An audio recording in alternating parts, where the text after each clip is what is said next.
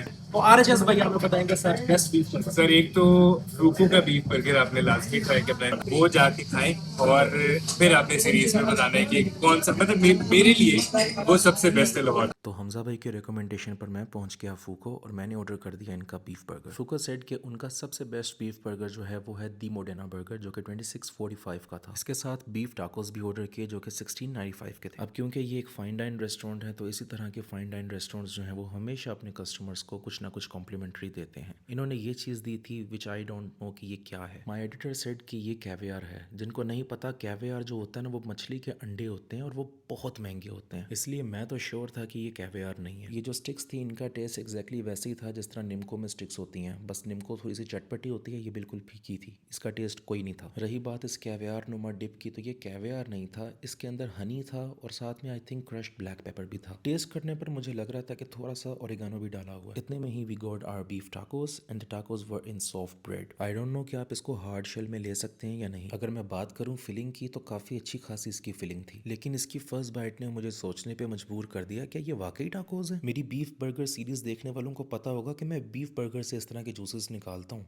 ये पहला टाको है जिसकी मैंने बाइट ली है तो टाकोस में से जूसेस गिरने लग गए and the taste was extremely good. This is probably the best tacos I have ever had. साथ में गॉट देयर रास्पबेरी ड्रिंक, और रास्पबेरीज मुझे बहुत पसंद है यार, कमाल जायका होता है उनका, बहुत अच्छा फ्लेवर था इसका इस ड्रिंक का। Here comes the main item, the Modena burger. ये एक double patty smashed beef burger है which comes with sauces and arugula leaves, also known as rocket leaves, which is extremely good for your health. लेकिन बात फिर वही है ना, fancy restaurants के फैंसी नाम, इसमें वो कुछ भी डाल देंगे उसको फैंसी कह दिया जाएगा। Patty size was good, burger bun quality was so good and it was looking very appetizing. क्योंकि बर्गर ऑलरेडी हाफ कट था तो सोचा पहले इसके जूसेस ही टेस्ट कर लेते हैं। मैं क्लिप को कहीं से भी ट्रिम नहीं करूंगा, मैं चाहता हूँ कि आप लोग देखते रहें कि जूसेस कब तक इसके गिरते जा रहे हैं। सो या इट वॉज क्वाइट जूसी। बिस्मिल्लाह पढ़कर इसकी बाइट ली, ओए होए होए होए यार, यकीन माने अगर ये 2600 का नाना होता मैं इसको लाहौर का बेस्ट बीफ बर्गर कह देता। माशाल्लाह ये बहुत मज़े का था, अल्हम्दुलिल्लाह मज़ा आया खा के। They were not telling me the type of beef they are using, लेकिन मैं श्योर हूँ कि ये